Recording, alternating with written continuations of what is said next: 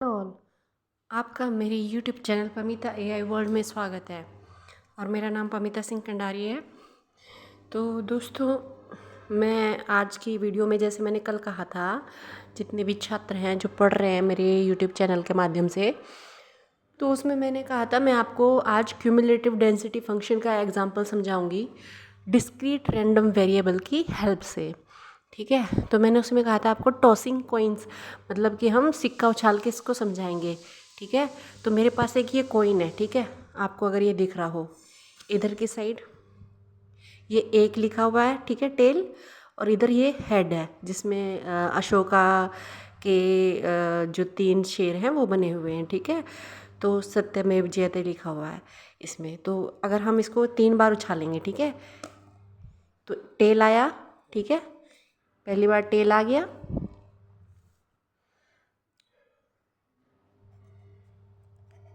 Tossing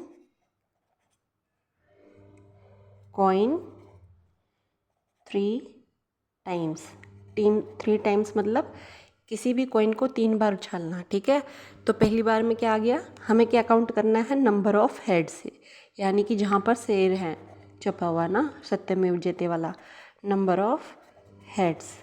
fine, तो हम जहाँ पर x 0 बार आया, ठीक है, तो हम देखेंगे कितनी बार आया 0 बार। ठीक है, तो यहाँ पर फिर से वो आया, फिर हमने किया, फिर से टेल आया। ठीक है, नहीं आया हेड, इस बार हेड आ गया। ठीक है, तो यहाँ पर लिखेंगे x = 1। 3 बार उछालने पर एक बार हेड आया। पहले क्या आया, पहले क्या आया था, TTH। फाइन, ऐसे ही हम यहाँ करेंगे x = 2, x = 3। फाइन, तो ऐसे ही कर करके हमने उछाला। तो जब हमने x 0 बार आता है, जब हम उछालते हैं एक बार में, तो उसमें हेड जो है आता ही नहीं है, तो वो क्या हो गया, टी टी टी टी, मतलब टेल टेल टेल। फाइन, ऐसे ही करके head tail tail tail head tail, ऐसे करके आएगा एक बार में हेड, है ना। और 2 बार में कैसे आएगा, जिसमें हेड 2 बार आता है उसमें कैसे आएगा head 2 bar, head head tell and head tail head and tell head head. Fine, और ऐसे ही 3 बार, अगर मतलब हेड तीनों बार हेड ही आए, एच एच एच। चलो देखते हैं उछाल के तीनों बार हेड आता है कि नहीं आता। ठीक है, हेड आ गया एक बार, फिर से उछालते हैं, इस बार क्या आया है, टेल आया है ना, head tail tail, head head tail head. ठीक है, हेड टेल हेड, ये वाला आ गया। ठीक है, 2 बार आ गया। ऐसे ही करके हमने कॉइन उछाला, और जिसमें हमने देखा टॉसिंग कॉइन 3 टाइम्स। ठीक है, 3 टाइम उछालने पर हमें ये आ गया। तो कितनी बार आया, जब हेड 0 बार था तो एक बार आएगा। ठीक है, हेड एक बार था तो उसकी क्या प्रोबेबिलिटी हो सकती है। ठीक है, प्रोबेबिलिटी मतलब संभावना क्या हो सकती है। संभावना पहले में ये हो सकती है कि 2 बार टेल आ जाए और एक बार हेड आ जाए, और ये भी हो सकती है कि वो हेड पहले आ जाए बाद में 2 बार टेल हो जाए, और ये भी हो सकती है पहले टेल आ जाए, बीच में फिर हेड आए और फिर बाद में टेल आ जाए। उसके अलावा और कोई प्रोबेबिलिटी तो हो नहीं सकती, और कोई संभावना तो हो ही नहीं सकती। ऐसे ही जब 2 बार हेड आता है तो क्या संभावना हो सकती है कि पहले पहले शुरुआत में ही 2 बार हेड आ जाए फिर टेल आ जाए। ठीक है, तो ऐसे ही करके हमने ये कर लिया। तो अब आप बताइए, इसमें जो संभावना आई है, जो इवेंट्स अगर हुए हैं वो कितनी बार हुए हैं। एक बार ये हो गया, 1 2, संभावना कितनी बार आई है, एक, प्रोबेबिलिटी कितनी बार आई है, 2 3 4 5 6 7 और 8। ठीक है, तो अब ये क्या है हमारा, ये क्या है, इसको हम काउंट कर सकते हैं ना। मैंने कल डिस्क्रीट रैंडम वेरिएबल और कंटिन्यूस रैंडम वेरिएबल में आपको डिफरेंस समझाया था, अंतर क्या होता है। और मैंने इस वीडियो में आपको बताया भी था, ये वाला आपके लास्ट वीडियो देखी होगी, तो मैंने इसमें बताया था कि जो डाटा होता है उसे आप काउंट कर सकते हैं, यानी गिन सकते हैं, और उसमें फ्रैक्शन और डेसिमल में कोई वैल्यू नहीं आती है। जैसे नंबर ऑफ़ स्टूडेंट्स हो गए, number of heads in a 4 flips of a coin, possible outcome 0 1 2 3 4 ऐसे है ना। तो ये सब हो गया, ठीक है। तो अब हम इसमें क्या देखेंगे, इस वाले उसमें क्या देखेंगे, ठीक है। इस वाले उसमें देखेंगे हम कि हमें हमें देखना है कि प्रोबेबिलिटी डिस्ट्रीब्यूशन या डेंसिटी क्या है डिस्क्रीट रैंडम वेरिएबल की, मतलब हम इसमें जो वेरिएबल काउंट कर रहे हैं उसकी प्रोबेबिलिटी क्या है, ठीक है। तो इसका ये मैं एग्जांपल किसका दे रही हूँ, आपको इसी से समझ में आ जाएगा। ये एग्जांपल मैं दे रही हूँ आपको यहाँ पर क्यूमुलेटिव डेंसिटी फंक्शन का, क्यूम्यूलेटिव डेंसिटी फंक्शन, फाइन। ये एग्जांपल मैं आपको दे रही हूँ।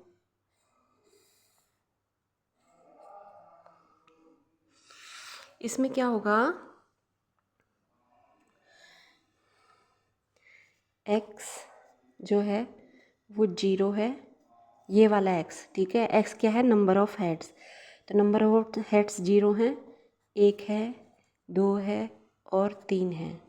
और इसमें फंक्शन क्या है x का, वो है, अच्छा 0 हेड है तो इसमें क्या बोलेंगे, 0 हेड है, कितनी बार आया, संभावना 1 बार, और कितनी कितनी संभावनाओं में से ये आया, 8 में से, तो हम इसे क्या करेंगे 1/8, फाइन। अब नंबर ऑफ़ हेड्स 1 हैं, वो कितनी संभावना है, 1 2 3, 3 है, और कितनी संभावनाओं में से आई है ये, 8 में से, तो क्या करेंगे 3/8। ऐसे नंबर ऑफ़ हेड्स 2 कितने हैं, 1 2 3, और कितनी संभावनाओं में से आए हैं 8 में से, तो इसमें भी क्या आएगा 3/8। नंबर ऑफ़ हेड्स कितने हैं, 1 बार है ना, 3 बार आए हैं, तो इसकी संभावना क्या है 1/8, फाइन। तो ये हो गया आपका प्रोबेबिलिटी, फाइन। तो इसको हम ऐसे करेंगे, ऐसे करेंगे, ऐसे करेंगे और ऐसे करेंगे। अच्छा, अब मैं आपको समझाने के लिए इसमें कुछ इस तरीके से इसको कलर कर देती हूँ। ये है आपका yellow colour, 1/8 number of heads जिसमें एक टाइम है वो है येलो कलर, फाइन है। और ये वाला जो है जिसमें नंबर ऑफ़ हेड्स 1 बार है, ये है आपका, ये कौन सा रंग है, ब्लू है ना, हाँ नहीं ये पर्पल है, ये पर्पल कलर का 3/8 है, फाइन। मैं 3/8 कर देती हूँ 1 वाला। और ये 2 वाला जो है जिसमें नंबर ऑफ़ हेड्स 2 बार आया है, ये है ब्लू कलर का, 1 2 3 4, सॉरी ऐसे ऐसे मैं लाइन ड्रॉ कर देती हूँ, ये ब्लू कलर का है। और इसमें क्या है, इसमें क्या है, ये रेड कलर का है, ये रेड कलर का है, फाइन। ये क्या है, रेड कलर है। अब इसमें एक हम ऐसे लाइन ड्रॉ करते हैं, फाइन, ऐसे। अगर हमें इसका ग्राफ देखना है तो हम ऐसे लाइन ड्रॉ करते हैं, और इसमें हम बताते हैं इसमें 0 है, इसमें यहाँ पर हम ये वाली जो 0 है ये किसकी है, प्रोबेबिलिटी की, संभावना की, प्रोबेबिलिटी, ठीक है। और ये है प्रोबेबिलिटी, और इधर की साइड क्या है, ये वैल्यू है, ये वैल्यू है, ठीक है। यहाँ पर ये वैल्यू है, और इसमें हम करेंगे 1 2 3, ठीक है। यहाँ पर क्या है, इसे हम ले लेते हैं 1/8, फाइन, ये वाला 1/8, और यहाँ पर हम ले लेते हैं 2/8, 3/8 है ना, 3/8, यहाँ पर 3/8 है, यहाँ पर 2/8 है, ठीक है। यहाँ पर मैं 2/8 ले लेती हूँ, यहाँ पर 3/8 ले लेती हूँ, ऐसे यहाँ पर 4/8 ले लेते हैं, ऊपर वाला ऐसे चलता जाएगा, ठीक है। यहाँ पे 4/8 ले लेते हैं, फाइन। ऐसे ही यहाँ पे वैल्यू में क्या लेंगे, 0 1 2 3, ठीक है। तो अब क्या करेंगे हम लोग, अब करेंगे देखिए जो 1/8 है, 1/8 कहाँ से आएगा? जो ये वाला वैल्यू है ये क्या है हमारी, ये x मानी जाएगी, ये वाली x मानी जाएगी, और ये क्या मानी जाएगी, f function of x। Fine. तो x 0 है और 0 1/8 होता है। तो ये कैसे, इसको कैसे ड्रॉ करेंगे हम इसको ऐसे तो ड्रॉ करेंगे, कुछ इस प्रकार से ना हम ड्रॉ करेंगे, ऐसे करके 1/8। फाइन। और 3/8 को हम कैसे ड्रॉ करेंगे, इसको हम ऐसे ड्रॉ करेंगे 3/8 ऐसे। फाइन। और इसको हम कैसे ड्रॉ करेंगे, ऐसे ड्रॉ करेंगे। और इसको हम कैसे ड्रॉ करेंगे, ऐसे ड्रॉ करेंगे। फाइन। अब 1/8 को हम कैसे ड्रॉ करेंगे, ये वाला 1/8 कौन सा है वैल्यू, ये वाली जिसमें 0, जिसमें हेड एक बार भी नहीं आया था, वो ये वाला है। ठीक है, येलो वाला। और 3/8 कौन सा है, जिसमें नंबर ऑफ हेड एक बार आया है, वो कौन सा है, पर्पल वाला। वो पर्पल वाला है, ये वाला पर्पल है। ठीक है, ये वाला, ये 3/8 ये वाला है, पर्पल वाला। ठीक है।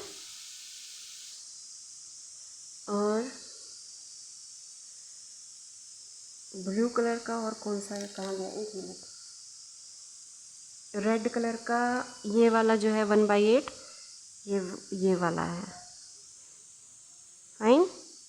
ये मैं सिर्फ आपको समझाने के लिए कलर कर रही हूँ, ताकि आपको अच्छे से समझ में आ जाए।